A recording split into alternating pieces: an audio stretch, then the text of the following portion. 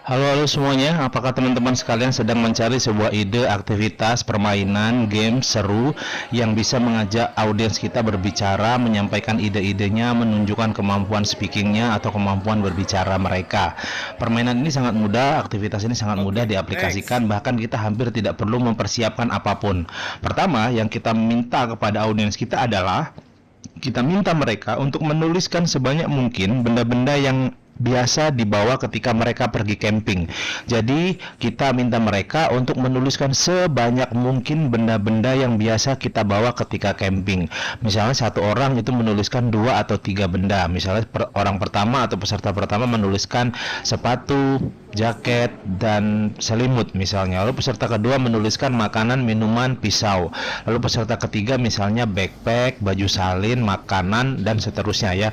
Jadi akan terkumpullah sebanyak mungkin atau banyak benda-benda yang biasa dibawa ketika kita pergi camping. Lalu akan dituliskan di papan tulis seperti pada video ini.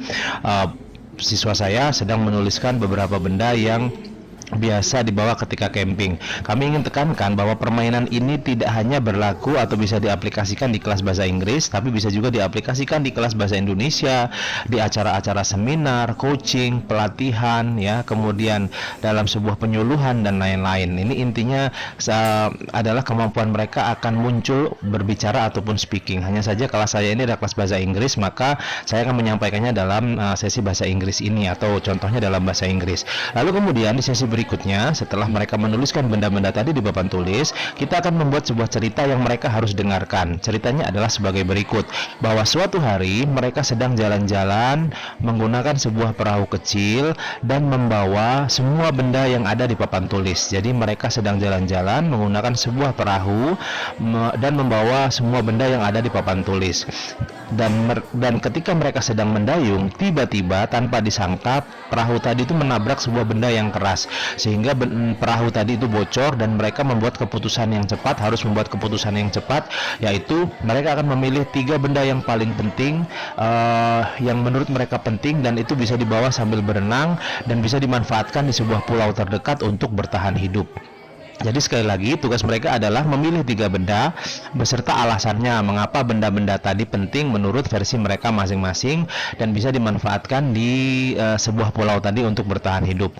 Setelah sesi ini selesai, setelah kita berikan waktu untuk berpikir, menuliskan alasannya, maka berikutnya tugas mereka, tugas audiens adalah menceritakan alasan-alasan tadi kepada teman satu bangkunya atau partner di sebelahnya atau teman di depannya atau di belakangnya, atau membuat kelompok kecil dan kemudian mereka bergantian menceritakan alasan-alasan tadi mengapa mereka memilih 3 benda yang mereka pilih.